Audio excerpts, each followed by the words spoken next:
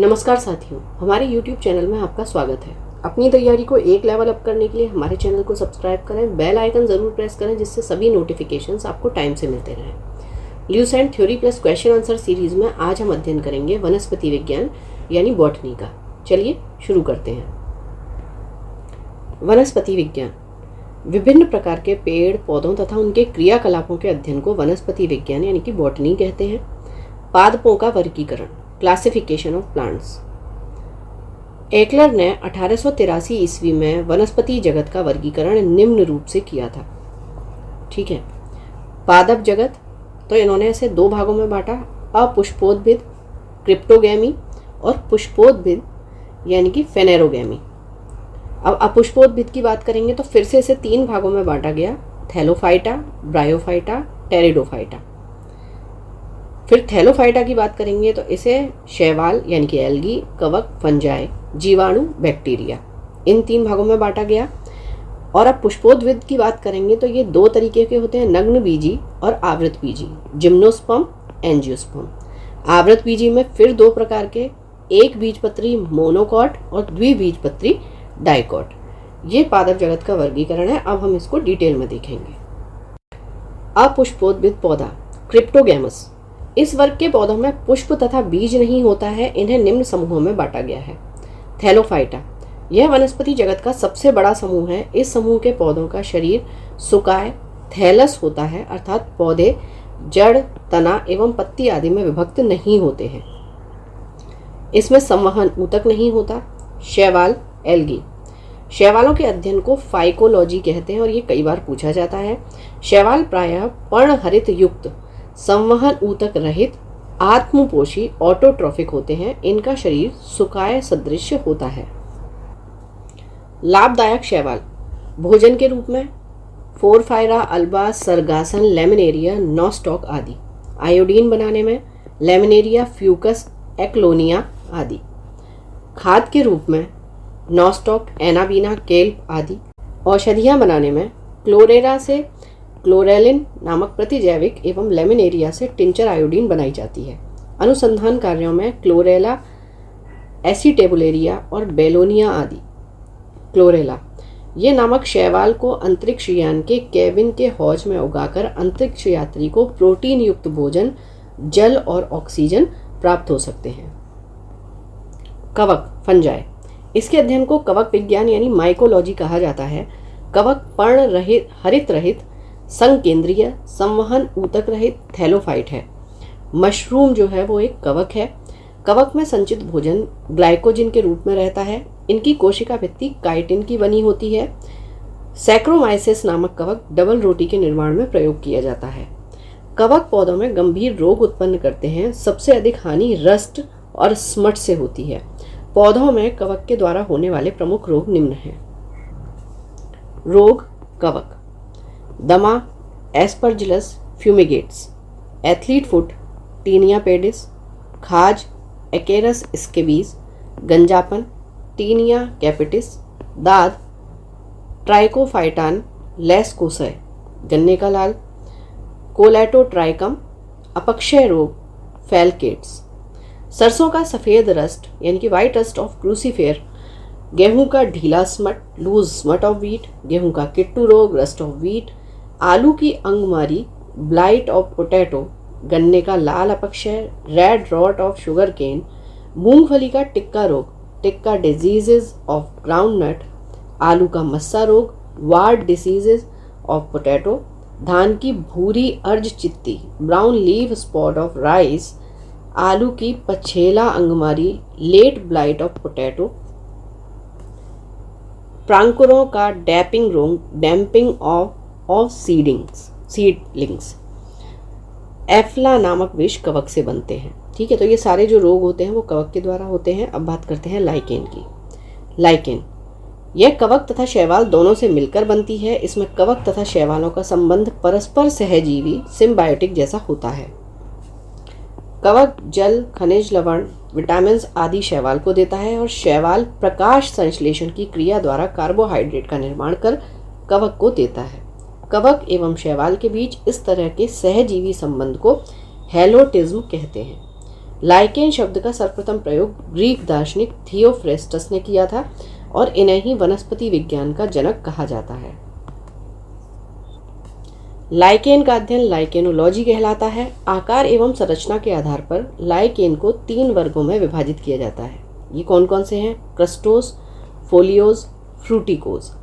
Lichen में प्रजनन 3 प्रकार से होता है: कायिक, लैंगिक एवं अलैंगिक। लाइकेन वायु प्रदूषण के संकेतक होते हैं। जहां वायु प्रदूषण अधिक होता है वहां पर लाइकेन नहीं उगते हैं। SO2 प्रदूषण का सर्वोत्तम सूचक है। पेड़ों की छालों पर उगने वाले लाइकेन को कॉर्टिकोल्स तथा खाली चट्टानों पर उगने वाले लाइकेन को सेक्सिकोल्स कहा जाता है। लाइकेन मृदा निर्माण की प्रक्रिया में सहायक होता है। आर्चिल, लैक्नोरा जैसे लाइकेन से नीला रंग प्राप्त किया जाता है। प्रयोगशाला में प्रयोग होने वाला लिटमस पेपर रोसेला नामक लाइकेन से प्राप्त किया जाता है। लोबेरिया, इर्वेनिया, रेमेनिला आदि लाइकेन का उपयोग इत्र बनाने में किया जाता है। परमेलिया सेक्सटिलिस का उपयोग मिर्गी की दवा बनाने में किया जाता है। असनिया नामक लाइकेन से प्रतिजैविक असनिक अम्ल प्राप्त किया जाता है।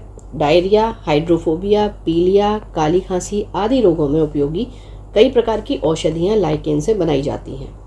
कई लाइकेन खाद्य पदार्थ के रूप में प्रयोग किए जाते हैं। रेनडियर मॉस या क्लेडोनिया को आर्कटिक भाग में भोजन के रूप में प्रयोग किया जाता है। आइसलैंड मॉस को स्वीडन, नॉर्वे और आइसलैंड जैसे यूरोपीय देशों में केक बनाने में उपयोग में लाया जाता है। जापान के निवासी इंडोकार्पन का उपयोग सब्जी के रूप में करते हैं। दक्षिण भारत में परमेलिया का उपयोग सालन यानी कि करी बनाने में किया जाता है। जीवाणु बैक्टीरिया, इसकी खोज 1683 ईस्वी में हॉलैंड के एंटोनी वॉन ल्यूवेनहॉक ने की। जीवाणु विज्ञान का पिता ल्यूवेनहॉक को कहा जाता है। एहरेनबर्ग ने 1829 में इन्हें जीवाणु नाम दिया। 1843 से 1910 में रॉबर्ट कोच ने कॉलरा तथा तपेदिक के जीवाणुओं की खोज की तथा रोग का जन्म सिद्धांत बताया। 1812 से 1892 में लुई पाश्चर ने रेबीज का टीका, दूध के पाश्चराइजेशन की खोज की। आकृति के आधार पर जीवाणु कई प्रकार के होते हैं। छड़ाकार या बेसिलस, यह छड़नुमा या बेलनाकार होता है। गोलाकार या कोकस, ये गोलाकार एवं सबसे छोटे जीवाणु होते हैं। कॉमा आकार के यानी कि कॉमा शेप्ड विब्रियो, अंग्रेजी के चिन्ह कॉमा के आकार के उदाहरण विब्रियो कॉलेरी, ठीक है, जिससे कॉलेरा होता है। सर्पिलाकार स्पिरिलम, स्प्रिंग या स्क्रू के आकार के। दूध को अधिक दिनों तक सुरक्षित रखने के लिए इसका पाश्चीकरण यानी पेस्चराइजेशन करते हैं। इसमें 2 विधियां होती हैं। पहली है low temperature holding method LTH। दूध को 62.8 डिग्री सेल्सियस पर 30 मिनट तक गर्म करते हैं, ये LTH मेथड है। और फिर है high temperature short time method HTST। इसमें दूध को 71.7 यानी 71.7 डिग्री सेल्सियस पर 15 सेकंड तक गर्म करते हैं, ये high temperature short time method है। एनाबीना तथा नॉस्टॉक नामक साइनोबैक्टीरिया वायुमंडल की नाइट्रोजन का स्थिरीकरण करते हैं। राइजोबियम तथा ब्रैडी राइजोबियम इत्यादि जीवाणु की जातियां लेग्यूमिनेसी मटर कुल के पौधों की जड़ों में रहती हैं और वायुमंडलीय नाइट्रोजन का स्थिरीकरण करती हैं।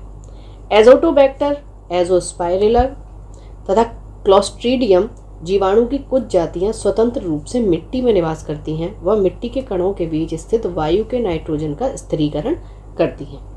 चर्म उद्योग में चमड़े से बालों और वसा हटाने का कार्य जीवाणुओं के द्वारा होता है। इसे चमड़ा कमाना यानी कि टैनिंग कहते हैं।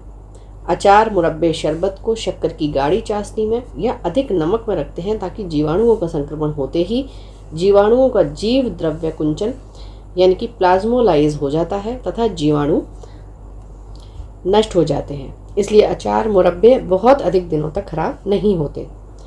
शीत संग्रहागार यानी कोल्ड स्टोरेज में न्यून ताप -10 डिग्री सेल्सियस से -18 डिग्री सेल्सियस पर सामग्री का संचय करते हैं। विषाणु की खोज रूस के वैज्ञानिक इवान विस्की ने 1892 ईस्वी में की थी, तंबाकू के मोज़ैक रोग पर खोज के समय। इनकी प्रकृति सजीव और निर्जीव दोनों प्रकार की होती है, इसी कारण इन्हें सजीव और निर्जीव की कड़ी भी कहा जाता है। विषाणु के निर्जीव होने के लक्षण।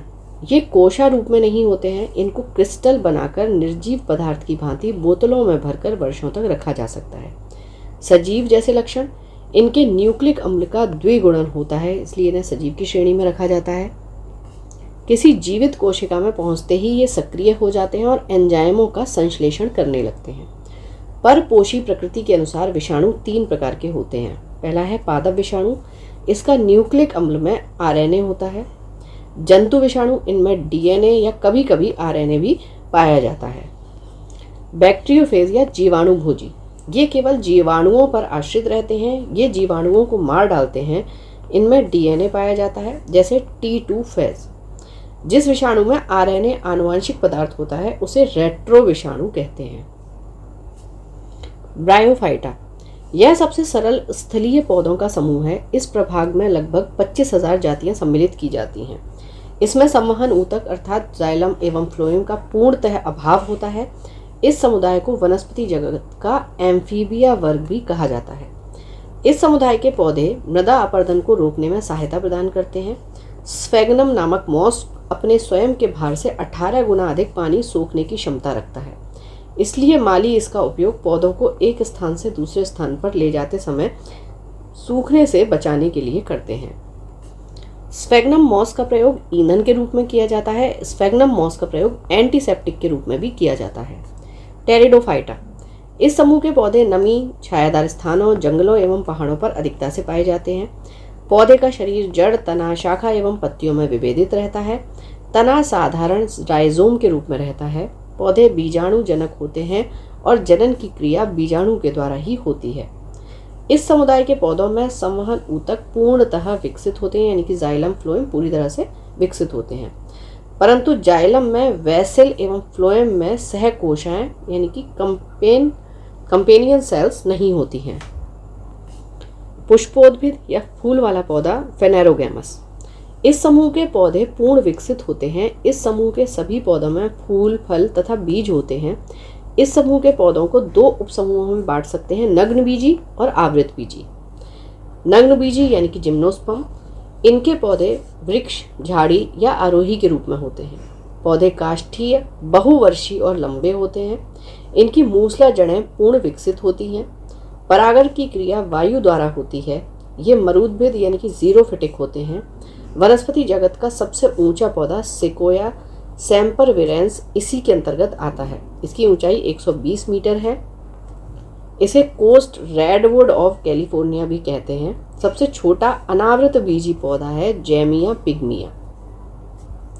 जीवित जीवाश्म साइकस, जिंगोवाइलोवा, मेटासिकोया। जिंगोवाइलोवा को मैडन हेयर ट्री कहते हैं। साइकस के बीजांड एवं नर युग्मक पादप जगत में सबसे बड़े होते हैं। पाइनस के पराग कण इतनी तादाद में होते हैं कि पीले बादल यानी सल्फर शावर्स बन जाते हैं। जिम्नोस्पर्म्स का अधिक आर्थिक महत्व। भोजन के रूप में साइकस के तनों से मंड निकालकर खाने वाला साबूदाना यानी कि सागो बनाया जाता है, इसलिए साइकस को सागो पाम कहते हैं। लकड़ी, चीड़ यानी कि पाइन, सिकोया, देवदार, स्प्रूस आदि की लकड़ी से फर्नीचर बनते हैं। वाष्पीय तेल, चीड़ के पेड़ से तारपीन का तेल, देवदार की लकड़ी से सेड्रस तेल तथा जूनीपेरस की लकड़ी से सेड्स काष्ठ तेल मिलता है। टैनिन, चमड़ा बनाने तथा स्याही बनाने के काम में आता है। रेजिन, कुछ शंकु पौधों से रेजिन निकाला जाता है, जिसका प्रयोग वार्निश, पॉलिश, पेंट आदि बनाने में होता है। आवृत बीजी एंजियोस्पर्म, इस उपसमूह के पौधों में बीज फल के अंदर होते हैं। इनके पौधों में जड़, पत्ती, फूल, फल एवं बीज सभी पूर्ण विकसित होते हैं। इस उपसमूह के पौधों में बीज पत्र होते हैं। बीज पत्रों की संख्या के आधार पर पौधों को 2 वर्गों में विभाजित किया गया है, एक बीजपत्री और द्विबीजपत्री। एक बीजपत्री पौधे उन पौधों को कहते हैं जिनके बीच में सिर्फ एक बीजपत्र होता है। इनके कुल का नाम एवं प्रमुख पौधों का नाम निम्न सारणी में दिए गए हैं। तो अब कुल का नाम और यहाँ प्रमुख पौधों का नाम। लिलिएसी, लहसुन प्याज। पाल्मी, सुपारी, ताड़, नारियल, खजूर। ग्रेमिनेसी, गेहूं, मक्का, बांस, गन्ना, चावल, ज्वार, बाजरा, जौ, जई आदि, ये सब एक बीजपत्री पौधे हैं। अब बात करते हैं द्विबीजपत्री की। इस वर्ग में वे पौधे आते हैं जिनके पौधों के बीजों में 2 पत्र होते हैं। इनके कुल का नाम, प्रमुख पौधों का नाम निम्न सारणी में है। तो यहाँ हो गया कुल का नाम, यहाँ हो गए प्रमुख पौधे। क्रूसीफेरी, इसमें आते हैं आपके मूली, शलजम, सरसों। मालवेसी, कपास, भिंडी, गुड़हल। लेग्यूमिनेसी, बबूल, छुईमुई, कत्था, गुलमोहर, अशोक। कचनार, इमली तथा सभी दलहन की जो फसल हैं वो सब लेग्यूमिनेसी में आती हैं। कंपोजिट, सूरजमुखी, भृंगराज जिसका तेल बनाया जाता है, गेंदा, कुसुम, सलाद, डहेलिया आदि। रूटेसी, नींबू, चकोतरा, संतरा, मौसम्मी, बेल आदि। कुकरबिटेसी, तरबूज, खरबूज, टिंडा, कद्दू, लौकी, खीरा, ककड़ी, परवल, चिचिंडा, करेला, ये सब जो गर्मियों में आते हैं। सोलेनेसी, आलू, मिर्च, बैंगन, मकोए, धतूरा, बेलाडोना, टमाटर आदि। रोजेसी, स्ट्रॉबेरी, सेब, बादाम, नाशपाती। पादप आकारिकी, प्लांट मॉर्फोलॉजी। आकारिकी यानी कि मॉर्फोलॉजी विभिन्न पादप भागों जैसे जड़, तना, पत्ती, पुष्प, फल आदि के रूपों तथा गुणों के अध्ययन को हम आकारिकी कहते हैं। आकार से आकारिकी। जड़ यानी कि रूट, जड़ पौधों का अवरोही भाग है जो मूलांकुर से विकसित होता है। जड़ दो प्रकार की होती हैं, मूसला जड़, टैप रूट, अपस्थानिक जड़, एडवेंटिशियस रूट। जड़ सदैव प्रकाश से दूर भूमि में वृद्धि करती है। मूसला जड़ों का रूपांतरण, शंकु आकार, कोनिकल की बात करेंगे तो गाजर, कुंभी रूप, नेपी फॉर्म की बात करेंगे तो शलजम, चुकंदर, तरकु रूप, फ्यूजी फॉर्म की बात करेंगे तो मूली। तना, स्टेम, ये पौधे का वह भाग है जो प्रकाश की ओर वृद्धि करता है। यह प्रांकुर से विकसित होता है, पौधे का प्ररोह तंत्र बनाता है। तनों का रूपांतरण, भूमिगत तने और इनके उदाहरण, कंद यानी कि ट्यूबर, आलू, घनकंद, कॉर्न, बंडा, केसर, शल्ककंद, बल्ब, प्याज, प्रकंद, राइजोम, हल्दी और अदरक। कई बार आपसे पूछा जाता है जैसे इसमें से प्रकंद का कौन सा उदाहरण है, शल्ककंद का कौन सा उदाहरण है। पत्ती, यह हरे रंग की होती है, इसका मुख्य कार्य प्रकाश संश्लेषण की क्रिया के द्वारा भोजन बनाना है। पुष्प, फ्लावर, यह पौधे का जनन अंग है। पुष्प में बाह्य दलपुंज, कैलिक्स, दलपुंज, कोरोला, पुमंग, एंड्रोशियम और जायांग, गायनोशियम पाए जाते हैं। इनमें से पुमंग नर जननांग है और जायांग मादा जननांग है। पुमंग में एक या एक से अधिक पुंकेसर स्टेमेंस होते हैं। पुंकेसर में परागकण, पोलन ग्रेन्स पाए जाते हैं। जायांग, इसमें अंडप होते हैं। अंडप के 3 भाग होते हैं, अंडाशय, ओवरी, वर्तिका, स्टाइल, वर्तिकाग्र, स्टिग्मा। परागण यानी कि पॉलिनेशन, परागकोश एंथर से निकलकर अंडप के वर्तिकाग्र पर पराग कणों के पहुंचने की क्रिया को परागण कहते हैं। परागण 2 प्रकार से होता है, एक तो स्वपरागण, सेल्फ पॉलिनेशन, पर परागण, क्रॉस पॉलिनेशन। निषेचन, फर्टिलाइजेशन, पराग नली बीजांड में प्रवेश करके बीजांड काय को भेदती हुई भ्रूण कोश तक पहुंचती है और पराग कणों को वहां छोड़ देती है। इसके बाद एक नर युग्मक एक अंड कोशिका से संयोजन करता है, इसे निषेचन कहते हैं। निषेचित अंड युग्मनज यानी कि जायगोट कहलाता है। आवृत बीजी में निषेचन त्रिक संलयन, ट्रिपल फ्यूजन, जबकि अन्य वर्ग के पौधों में द्विसंलयन, डबल फ्यूजन से होता है। अनिषेक फलन, पैर्थेनोकार्पी, कुछ पौधों में बिना निषेचन हुए ही अंडाशय से फल बन जाता है। इस प्रकार बिना निषेचन हुए फल के विकास को अनिषेक फलन यानी कि पार्थेनोकार्पी कहते हैं। साधारणतया इस प्रकार के फल बीज रहित होते हैं, जैसे कि केला, पपीता, नारंगी, अंगूर एवं अनानास आदि। फल का निर्माण अंडाशय से होता है। संपूर्ण फलों को 3 भागों में विभाजित किया गया है। सरल फल जैसे अमरूद, केला, पुंज फल, एग्रीगेट फ्रूट जैसे स्ट्रॉबेरी, रसभरी, संग्रथित फल, कंपोजिट फ्रूट, कटहल, शहतूत आदि। कुछ फलों के निर्माण में वाय दलपुंज या पुष्पासन आदि भाग लेते हैं। ऐसे फलों को असत्य फल यानी कि फॉल्स फ्रूट कहते हैं, जैसे सेब, कटहल आदि। ठीक है, कटहल को लोग बाग सब्जी मानते हैं, लेकिन कटहल जो है वो फल है।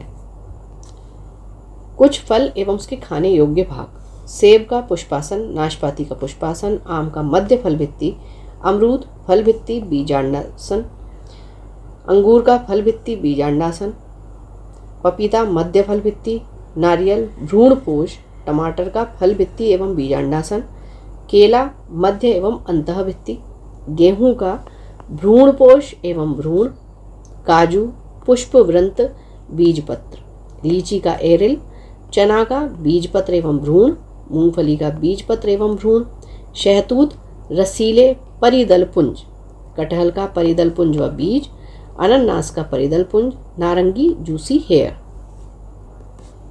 प्लांट टिश्यू पादप ऊतक, पादप ऊतक इनको दो भागों में विभाजित करेंगे, विभाज्योतकी ऊतक मेरिस्टेमेटिक टिश्यू, स्थायी ऊतक परमानेंट टिश्यू।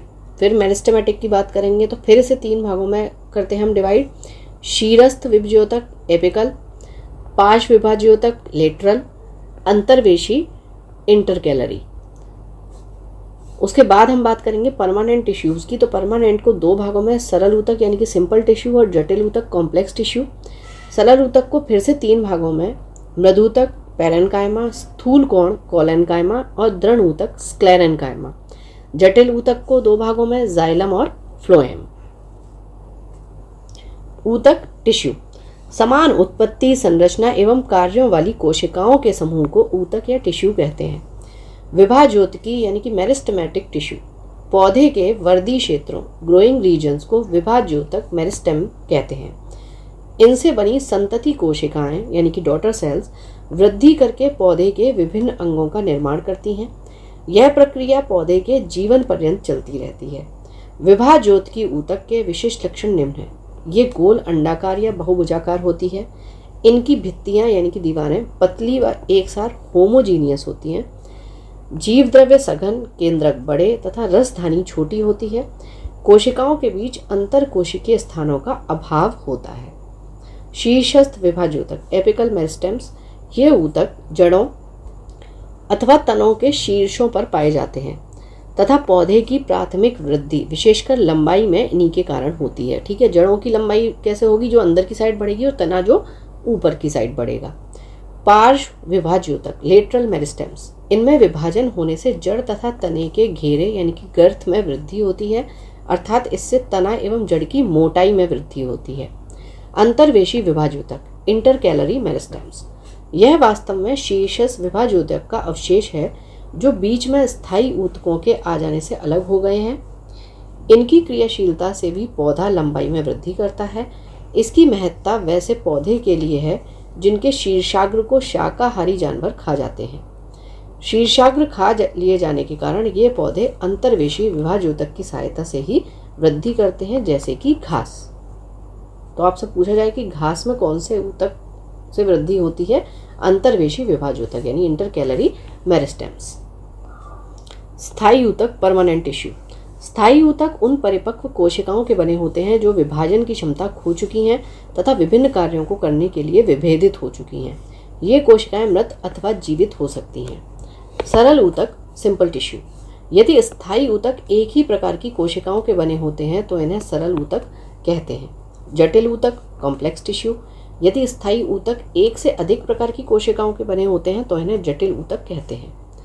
जाइलम, इसे प्रायः काष्ठ यानी कि वुड भी कह देते हैं। यह संवहनी ऊतक है। इसके दो मुख्य कार्य हैं। यह जल एवं खनिज लवणों का संवहन करता है, यांत्रिक दृढ़ता प्रदान करता। पौधे की आयु की गणना जाइलम ऊतक के वार्षिक वलय को गिनकर ही की जाती है। पौधे की आयु के निर्धारण की यह विधि डेंड्रोक्रोनोलॉजी कहलाती है।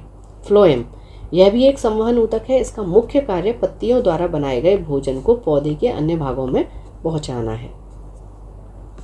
प्रकाश संश्लेषण फोटोसिंथेसिस, पौधों में जल, प्रकाश, पर्णहरित तथा कार्बन डाइऑक्साइड की उपस्थिति में कार्बोहाइड्रेट के निर्माण को प्रकाश संश्लेषण कहते हैं। 6CO2 + 12H2O प्रकाश और क्लोरोफिल की प्रेजेंस में बनाता है ग्लूकोज यानी कि C6H12O6 + 6H2O जल और 6O2 ऑक्सीजन। प्रकाश संश्लेषण के लिए आवश्यक है कार्बन डाइऑक्साइड, पानी, क्लोरोफिल और सूर्य का प्रकाश। ये सारी चीजें। स्थलीय पौधे वायुमंडल से कार्बन डाइऑक्साइड लेते हैं, जबकि जलीय पौधे जल में घुली हुई कार्बन डाइऑक्साइड लेते हैं।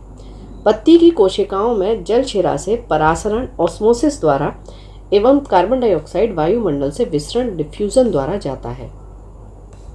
प्रकाश संश्लेषण के लिए आवश्यक जल पौधों की जड़ों के द्वारा अवशोषित किया जाता है एवं प्रकाश संश्लेषण के दौरान निकलने वाला ऑक्सीजन इसी जल के अपघटन से प्राप्त होता है।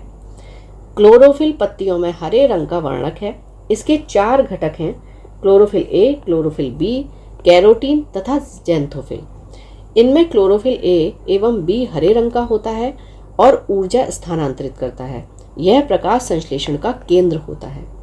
क्लोरोफिल के केंद्र में मैग्नीशियम का एक परमाणु होता है। क्लोरोफिल प्रकाश में बैंगनी, नीला तथा लाल रंग को ग्रहण करता है। प्रकाश संश्लेषण की दर लाल रंग के प्रकाश में सबसे अधिक एवं बैंगनी रंग के प्रकाश में सबसे कम होती है। ये ध्यान रखने वाली बात है। प्रकाश संश्लेषण की क्रिया एक उपचयन, ऑक्सीडेशन और अपचयन, रिडक्शन की अभिक्रिया है। इसमें जल का उपचयन ऑक्सीजन के बनने में तथा कार्बन डाइऑक्साइड का अपचयन ग्लूकोज के निर्माण में होता है। प्रकाश संश्लेषण क्रिया की 2 अवस्थाएं होती हैं, प्रकाश रासायनिक क्रिया, फोटोकेमिकल रिएक्शन, रासायनिक प्रकाशहीन क्रिया, डार्क केमिकल रिएक्शन।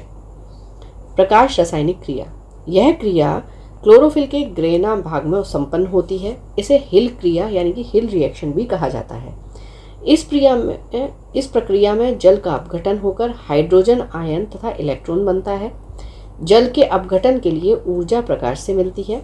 इस प्रक्रिया के अंत में ऊर्जा के रूप में ATP व NADPH निकलता है, जो रासायनिक प्रकाशहीन प्रतिक्रिया संचालित करने में मदद करता है। रासायनिक प्रकाशहीन प्रतिक्रिया, यह क्रिया क्लोरोफिल के स्ट्रोमा में होती है। इस क्रिया में कार्बन डाइऑक्साइड का अपचयन होकर शर्करा एवं स्टार्च बनता है। नेक्स्ट है पादप हार्मोन, प्लांट हार्मोन्स। पौधों में निम्न प्रकार के हार्मोन्स पाए जाते हैं। पहला है ऑक्सिन्स। ऑक्सिन्स की खोज सन 1880 में डार्विन ने की थी। यह पौधे की वृद्धि को नियंत्रित करने वाला हार्मोन है। इसका निर्माण पौधे के ऊपरी हिस्सों में होता है। इसके प्रमुख कार्य हैं, इसके कारण पौधों में शीर्ष की प्रमुखता हो जाती है, पार्श्वीय कक्षीय कलिकाओं की वृद्धि रुक जाती है, यह पत्तियों का विलगन रोकता है, यह खरपतवार को नष्ट कर देता है, इसके द्वारा अनिषेक फल प्राप्त किए जाते हैं और यह फसलों को गिरने से बचाता है। नेक्स्ट है जिब्रेलिन्स। इसकी खोज जापानी वैज्ञानिक कुरोसावा ने 1926 में की थी। यह बौने पौधे को लंबा कर देता है, फूल बनने में मदद करता है। यह बीजों की प्रसुप्ति भंग कर उनको अंकुरित होने के लिए प्रेरित करते हैं। ये काष्ठीय पौधों में एगा यानी कि कैम्बियम की सक्रियता को बढ़ाते हैं। इसके छिड़काव द्वारा वृहद आकार के फल तथा फूलों का उत्पादन किया जा सकता है। जिब्रेलिन्स कवक से निकाले जाते हैं, ये ध्यान रखना है। साइटोकाइनिन, इसकी खोज मिलर ने 1955 में की थी, परंतु इसका नामकरण लिथाम ने किया। यह प्राकृतिक रूप से ऑक्सिन के साथ मिलकर काम करते हैं। यह ऑक्सिन्स की उपस्थिति में कोशिका विभाजन और विकास में मदद करता है। यह जीर्णता रोकता है। यह RNA एवं प्रोटीन बनाने में सहायक है। बौने पौधों को लंबा करने के लिए इसका प्रयोग किया जाता है। एब्सिसिक एसिड और ABA, इस हार्मोन की खोज पहले 1961 से 65 ईस्वी में कांस एवं एडिकोट तथा बाद में वेयरिंग ने की थी। यह वृद्धि रोधक हार्मोन है। यह बीजों को सुषुप्ता अवस्था में रखता है। यह पत्तियों के विलंगन में मुख्य भूमिका निभाता है और यह पुष्पन में बाधक होता है। एथिलीन, यह एकमात्र ऐसा हार्मोन है जो गैसीय रूप में पाया जाता है। हार्मोन के रूप में इसे बर्ग ने 1962 में प्रमाणित किया।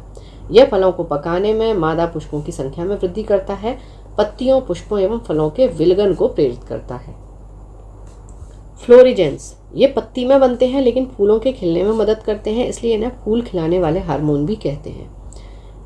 ट्राउमेटिन, यह एक प्रकार का डाइकार्बोक्सिलिक अम्ल है। इसका निर्माण घायल कोशिका में होता है जिससे पौधे के जख्म भरे जाते हैं। पादप रोग, प्लांट डिजीज, विषाणु जनित रोग, वायरल डिजीजेस। तंबाकू का मोज़ेक रोग, इस रोग में पत्तियां सिकुड़ जाती हैं तथा छोटी हो जाती हैं, पत्तियों का क्लोरोफिल नष्ट हो जाता है। इस रोग का कारक टोबैको मोज़ेक वायरस TMV है। नियंत्रण क्या है? रोग से प्रभावित पौधों को इकट्ठा कर जला देना चाहिए। पोटैटो मोज़ेक, यह रोग पोटैटो वायरस X से होता है। इसमें पत्तियों को चितकबरापन तथा बौनापन के लक्षण प्रदर्शित होते हैं। बंकी टॉप ऑफ बनाना, यह रोग बनाना वायरस 1 द्वारा होता है। इस रोग में पौधे बौने तथा सभी पत्तियां शिखा पर गुलाबवत एकत्रित हो जाती हैं। रंग परिवर्तन, कलर चेंज, हरिमाहीनता एक विषाणु जनित रोग है। इस रोग में पूरी पत्ती का रंग पीला, सफेद या मोज़ेक पैटर्न का हो जाता है। वेन क्लियरिंग में शिराएं पीली व अन्य भाग हरे तथा वेन बेंडिंग में शिराएं हरी व अन्य भाग हरिमाहीनता होती है। जीवाणु जनित रोग, बैक्टीरियल डिजीज। आलू का शैथिल रोग, विल डिजीज ऑफ पोटैटो। इसको रिंग रोग के नाम से भी जानते हैं क्योंकि जाइलम पर भूरा रिंग बन जाता है। इस रोग का कारक स्यूडोमोनास सोलेनेसियरियम नामक जीवाणु है। इस रोग में पौधे का संवहन तंत्र प्रभावित होता है। ब्लैक आर्म ऑफ कॉटन, इस रोग का कारक ज़ैंथोमोनास नामक जीवाणु है। इस रोग में पत्ती पर छोटी सी जलाद्र संरचना या भूरा रंग हो जाती है। धान का अंगमारी रोग, बैक्टीरियल ब्लाइट ऑफ राइस। यह रोग ज़ैंथोमोनास ओराइजी नामक जीवाणु से होता है। इसमें पत्तियों की एक या दोनों सतह पर पीला हरा स्पॉट दिखाई देता है। साइट्रस कैंकर, इस रोग का कारक ज़ैंथोमोनास सीट्री नामक जीवाणु है। इसकी उत्पत्ति चीन में हुई थी। नींबू की पत्तियों, शाखाएं, फल सभी इस रोग से प्रभावित होते हैं। गेहूं का टुंडू रोग, टुंडू डिजीज ऑफ व्हीट। इस रोग का कारक कोरिनोबैक्टीरियम ट्रिटिकी नामक जीवाणु तथा एंजुइना ट्रिटिकी नामक नेमेटोड है। इस रोग में पत्तियों के नीचे का भाग मुरझाकर मुड़ जाता है। करनाल बंट भी गेहूं की एक बीमारी है। तत्वों की कमी से उत्पन्न रोग, पौधों में तत्वों की कमी से उत्पन्न रोग, रोग लक्षण और किस तत्व की कमी से है। आम एवं बैगन में लिटिल लीफ, जस्ते की कमी से। नींबू में डाईबैक, तांबा। नींबू में लिटिल लीफ, तांबा। फूल गोभी में ब्राउनिंग, बोरोन। मटर में मार्श रोग, मैग्नीज की कमी से। लीची में पत्ती जलना, पोटेशियम। धान में खैरा रोग, जस्ते की कमी से। आलू का ब्लैट हंट रोग, भंडारण में ऑक्सीजन की कमी से। आंवले में निक्रोसिस, बोरोन। शलजम में वाटर कोर, मैग्नीज। गाजर में कोटर स्पॉट, कैल्शियम। मक्का में वाइट बड, जस्ते की कमी से। और चुकंदर में हट रॉट, बोरोन की कमी से। वनस्पति शास्त्र से संबंधित कुछ अन्य महत्वपूर्ण तथ्य। लौंग फूल की कली से प्राप्त होती है। केसर मसाला, सैफरॉन स्पाइस बनाने में पौधों का वर्तिकाग्र यानी कि स्टिग्मा भाग काम में लाया जाता है। हेरोइन अफीम पोस्ता से प्राप्त होती है। एजोला नामक जलीय फर्न को जैव उर्वरक के रूप में प्रयोग किया जाता है। जीवित जीवाश्म, वे जीव जो आज से लाखों वर्ष पहले इस पृथ्वी पर उत्पन्न होकर किसी प्रकार प्राकृतिक परिवर्तनों से अप्रभावित रहकर आज भी पृथ्वी पर पाए जाते हैं, उन्हें जीवित जीवाश्म कहते हैं। जीवित जीवाश्म का पाया जाना यह प्रमाणित करता है कि जैव विकास हुआ है। उदाहरण जिंकगो वृक्ष, cyanobacteria, fern, red panda, koala, aardvark, लेरोमोट बिल्ली, सीलाकेंथ आदि। कुनैन सिनकोना पादप के छाल से प्राप्त होता है। पत्ती के लाल, नारंगी और पीला रंग कैरोटेनॉइड के कारण होता है। 2,4-D है खरपतवार नाशी। वाणिज्यिक मूल्य वाला कॉर्क क्वेर्कस सुबेर से प्राप्त होता है। विश्व का सबसे अधिक तेजी से बढ़ने वाला जल पादप जल हायासिंथ है। अब कुछ तथ्य हैं और उनके उदाहरण और विवरण। सबसे बड़ा आवृतबीजी वृक्ष यूकेलिप्टस। संसार में सबसे लंबा वृक्ष सिकोया, यह एक नग्न बीजी है। इसकी ऊंचाई 120 मीटर है। इसे कोस्ट रेडवुड ऑफ कैलिफोर्निया भी कहते हैं। सबसे छोटा आकार में है लेमना, यह जलीय आवृतबीजी है जो भारत में भी पाया जाता है। सबसे बड़ी पत्ती वाला पौधा विक्टोरिया रीजिया, यह भारत में बंगाल में पाया जाने वाला जलीय पादप है। सबसे बड़ा बीज 12 इंच लंबा है। यह है कोकोडीमर प्रजाति लोडोसिया मालडिविका। सबसे छोटा टेरिडोफाइटा एजोला, यह एक जलीय पादप है। सबसे छोटे बीज ऑर्किड के। सबसे छोटा पुष्प वुल्फिया, इसका व्यास 0.1 मिलीमीटर का होता है। सबसे बड़ा पुष्प रेफ्लेशिया ऑर्नोल्डाई, व्यास 1 मीटर तथा भार लगभग 8 किलोग्राम तक हो सकता है। यह व्हाइटिश की जड़ पर परजीवी है। सबसे छोटा आवृतबीजी आर्सीथोबियम, यह एक द्विबीजपत्री है जो नग्न बीजियों के तने पर पूर्ण परजीवी है। सबसे बड़ा नर युग्म साइकस, यह एक नग्न बीजी पादप है। सबसे बड़ा बीजांड साइकस, जीवित जीवाश्म साइकस। सबसे छोटे गुणसूत्र शैवाल में। सबसे लंबे गुणसूत्र ट्राइलियम में। सबसे ज्यादा गुणसूत्र वाला पौधा ऑफियोग्लोसम फर्न, जिसके डिप्लॉइड कोशिका में 1266 गुणसूत्र होते हैं। सबसे कम गुणसूत्र वाला पादप हैप्लोपोपस ग्रेसिलिस। सबसे छोटा नग्न बीजी पादप जेमिया पिग्मिया। सबसे भारी काष्ठ वाला पौधा हार्डविचिया बाइनेका। सबसे हल्की काष्ठ वाला पौधा ओक्रोमा लेगोपस। सबसे छोटी कोशिका माइकोप्लाज्मा गैलीसेप्टिकम। टेनिस गेंद जैसा फल कैंथ, जंगल की आग ढाक, कॉफी देने वाला पौधा कॉफिया अरेबिका, इसमें कैफीन होती है। कोको देने वाला पौधा थियोब्रोमा कैकवो, इसमें थियोब्रोमीन व कैफीन होती है। अफीम देने वाला पौधा पॉपी पेपावर सोमिनिफेरम, इसमें मोपीन होती है। चलिए अब चैप्टर से संबंधित कुछ क्वेश्चन आंसर्स। फाइकोलॉजी में किसका अध्ययन करते हैं? शैवाल का। पर्यावरण का अध्ययन जीव विज्ञान की किस शाखा के अंतर्गत किया जाता है? पारिस्थितिकी। फूलों के संवर्धन के विज्ञान को क्या कहते हैं? फ्लोरिकल्चर। डेंड्रोलॉजी का संबंध है झाड़ियों के अध्ययन से। पुष्पों का अध्ययन करते हैं एंथोलॉजी में। जीवाश्म वनस्पति विज्ञान में अध्ययन किया जाता है जीवाश्मों का। निम्नलिखित में से किसे वर्गीकी का पिता कहते हैं? पितामह कहा जाता है लीनियस को। द्विनाम पद्धति के प्रतिपादक हैं लीनियस। वर्गीकरण का प्राकृतिक सिस्टम किस वनस्पति विज्ञानी ने प्रस्तुत किया था? स्वीडिश। पुष्पी पादपों को रखा गया है फेनेरोगैम्स में, अपुष्पी पादपों को रखा गया है क्रिप्टोगैम्स में। हाइड्रोफाइट्स होते हैं जलीय पौधे। द्विनाम पद्धति का अभिप्राय है पौधों के नामों को दो शब्दों में लिखना जो बताते हैं वंश तथा जाति। जिन पौधों पर बीज बनते हैं किंतु पुष्प नहीं लगते उन्हें कहते हैं अनावृत बीजी। जीवाणु की खोज किसने की थी? ल्यूवेनहॉक ने। जीवाणुओं को पौधे माना गया है क्योंकि इनमें कठोर कोशिका भित्ति होती है। जीवाणविक कोशिकाओं में नहीं होता सूत्रकणिका कोशिका भित्ति होती है, राइबोसोम, जीवद्रव्य कला। जीवाणुओं की साधारण आकृति क्या होती है? छड़ रूपी। जो जीवाणु आकार में सबसे छोटे होते हैं वो होते हैं गोलाणु। वास्तविक केंद्रक किसमें अनुपस्थित होता है? जीवाणु में। निम्नलिखित में से कौन सर्वाधिक संख्या में पाए जाते हैं? जीवाणु। बैक्टीरिया में पाया जाने वाला प्रकाश संश्लेषी आशय कहलाता है वर्ण की लवक। पाश्चर प्रसिद्ध है रोगों की जर्म थ्योरी के लिए। निम्न में सबसे छोटा जीव है माइकोप्लाज्मा। जो जीवाणु सीधे ही वायुमंडलीय नाइट्रोजन को नाइट्रोजन के यौगिकों में बदलते हैं उन्हें कहते हैं नाइट्रोजन स्थिरीकरण जीवाणु। मूल ग्रंथिकाओं यानी कि रूट नोड्यूल्स पाई जाती हैं कुछ लेग्यूमिनस पादपों तथा कुछ अन्य पौधों में भी। अधिक नमक वाले अचार में जीवाणु जीवित नहीं रह पाते हैं क्योंकि ये जीव द्रव्य कुंचित हो जाते हैं और इस तरह से मर जाते हैं। मृदा में धान की पैदावार बढ़ाने वाला मुक्त जीवी जीवाणु कौन सा है? एनाबीना। प्रशीतन खाद्य परिरक्षण में मदद करता है। जैव रासायनिक अभिक्रिया की दर को कम कर। दही जमाने में निम्नलिखित में से किस सूक्ष्म जीव का प्रयोग किया जाता है? लैक्टोबैसिलस। निम्नलिखित में से किसके द्वारा दूध खट्टा होता है? बैक्टीरिया। निम्न में से कौन सा सहजीवी नाइट्रोजन यौगिकीकरण जीवाणु है? राइजोबियम। सर्वप्रथम विषाणु की खोज की इवानोव्स्की ने। विषाणु माने जाते हैं सजीव और निर्जीव के बीच एक ट्रांजिशनल ग्रुप। निम्नलिखित में से किसमें एंजाइम्स नहीं होते? विषाणु।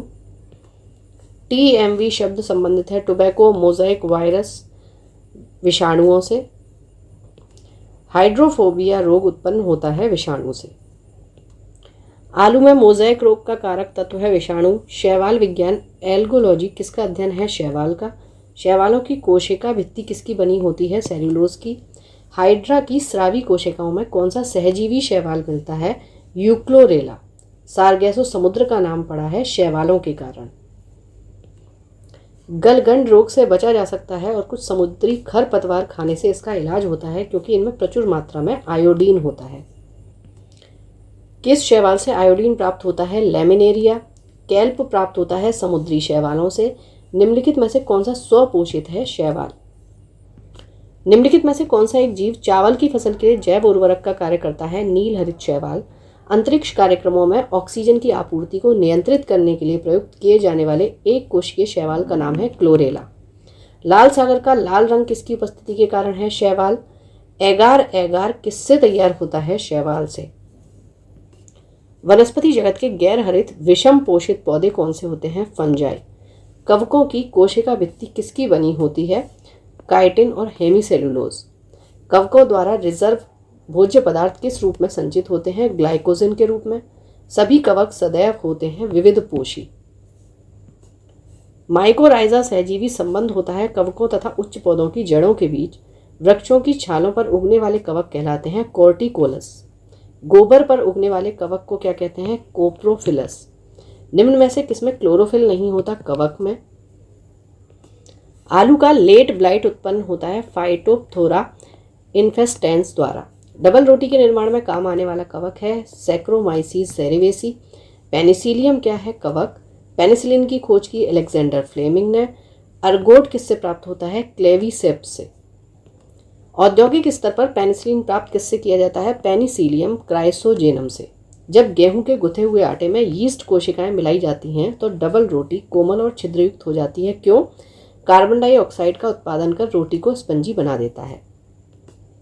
टिक्का रोग किस में होता है? मूंगफली में। गन्ने में लाल सड़न रोग किसके द्वारा है? कवक के द्वारा। सामान्य खाद्य शत्रक क्या होता है? कसकर ठसाठस पर एक कवक जाल। मशरूम क्या है? कवक। प्रथम वियुक्त प्रतिजैविकी कौन सा था? पेनिसिलिन। निम्नलिखित में से कौन सा एक कवक एवं उच्च पादप की जड़ों के बीच उपयोगी कार्यात्मक संबंध को दर्शाता है? माइकोराइजा। एफ्ला विष किससे बनता है? कवक से। डबल रोटी के निर्माण में किस कवक का प्रयोग किया जाता है? सैक्रोमाइसेस। लाइकेन जो एक नग्न चट्टान पर भी पारिस्थितिक अनुक्रम को प्रारंभ करने में सक्षम है, वास्तव में किसके सहजीवी साहचर्य हैं? शैवाल और कवक। निम्नलिखित में से क्या SO2 प्रदूषण का सर्वोत्तम सूचक है? लाइकेन। लिटमस किस में से निकाला जाता है? लाइकेन। लाइकेन में कवक और शैवाल के मध्य सहजीवी संबंध कहलाता है हेलोटिज्म। पेड़ों की छालों पर उगने वाले लाइकेन को कहते हैं कार्टिकोल्स। चट्टानी स्तरों पर लाइकेन विकास को कहते हैं सेक्सिकोल्स। जापान में लोग किस लाइकेन को सब्जी के रूप में खाते हैं? इंडोकार्पन। मिर्गी की औषधि किस लाइकेन से प्राप्त होती है? परमेलिया। वनस्पति जगत में निम्नलिखित में से किसको जल स्थलचर यानी उभयचर यानी एम्फीबियन कहते हैं? ब्रायोफाइटा को। जड़ के स्थान पर मूलाभास राइजोइड्स पाया जाता है ब्रायोफाइट्स में। ब्रायोफाइट्स में सम्मिलित है लिवरवर्ट और मोस। बीजों की प्रकृति किसमें उत्पन्न हुई? टेरिडोफाइट्स में। जलीय फर्न जिसे जैव उर्वरक के रूप में प्रयोग किया जाता है वह है एजोला। पुनर्जीवन का गुण होने के कारण निम्न में से किसे मेजों पर सजावट के लिए रखते हैं? सिलेजिनेला। निम्नलिखित में से किसके बीजाणु दवा के रूप में प्रयोग किए जाते हैं? लाइकोपोडियम। निम्नलिखित में से किसे जैव उर्वरक के रूप में प्रयोग किया जाता है? एजोला को। सबसे अधिक क्रोमोसोम किसमें पाए जाते हैं? टेरिडोफाइट्स में। साबूदाना किससे बनता है? साइकस। दमा एवं खांसी के रोगों में काम आने वाली औषधि इफेड्रिन किससे प्राप्त की जाती है? इफेड्रा से। कौन एक जीवित जीवाश्म है? जिंकगो। विषाणु क्या है? अकोशीय। तेल प्रदूषण के नियंत्रण में प्रयुक्त होने वाला सुपर बग क्या है? जीवाणु विकृति। प्रदूषण संकेतक पौधा है लाइकेन। किसे जैविक खाद के रूप में प्रयोग किया जाता है? एजोला। मूलांकुर यानी रेडिकल के अतिरिक्त पौधे के किसी भी भाग से विकसित होने वाली जड़ें कहलाती हैं अपस्थानिक। मूलांकुर से विकसित होने वाली जड़ें कहलाती हैं मूसला जड़। श्वसन मूल में मिलती है जूसिया में। डहेलिया की जड़ें होती हैं कंदिल तथा पुलकित। ऊपरी रोही मूल यानी कि जड़ें मिलती हैं ऑर्किड्स में। न्यूमेटोफोर्स श्वसन मूल प्रायः मिलती हैं मैनग्रोव प्लांट्स में। निम्नलिखित में से कौन सा एक जड़ नहीं है? आलू। अवस्तंभ मूल स्टिल रूट पाई जाती है गन्ने में। स्तंभ मूल यानी कि प्रॉप रूट होती है अपस्थानिक जड़ें। जड़ें विकसित होती हैं मूलांकुर से। गाजर है एक जड़। जड़ के किस भाग में सर्वाधिक वृद्धि होती है? मूल शीर्ष के ठीक पीछे। बरगद के पेड़ के तने से लटकने वाली मोटी जड़ें कहलाती हैं स्तंभ मूल। निम्न जोड़ों में से कौन सा गलत है? तो शंक्वाकार जड़ प्याज, ये गलत है। आलू का खाने योग्य भाग होता है तना। पर्णकाय स्तंभ फाइलोक्लेट एक रूपांतरण है तने का। नागफनी में प्रकाश संश्लेषी कार्य होता है पर्णकाय स्तंभ द्वारा। निम्नलिखित में से कौन सा एक तना है? आलू। पत्ता गोभी खाद्य पदार्थ का संग्रह कहाँ करता है? पत्तियों में। आलू भूमिगत रूपांतरित तना होता है जिसे कहा जाता है कंद। निम्नलिखित में से क्या तने का रूपांतरण नहीं है? शकरकंद का कंद। निम्न में से कौन सा तना है? अदरक। प्याज में खाद्य भाग है तना। निम्नलिखित में से कौन सा रूपांतरित तना है? आलू। कैक्टस में शूल किसका रूपांतरण है? पत्ते का। पुष्पों का अध्ययन कहलाता है एंथोलॉजी।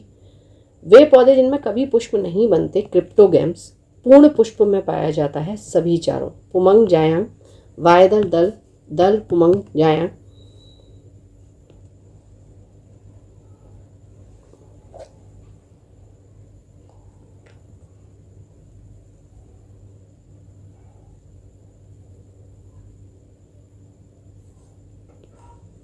पूर्ण पुष्प में पाया जाता है सभी चारों चक्र। पुष्प के जनन चक्र हैं पुमंग एवं जायांग।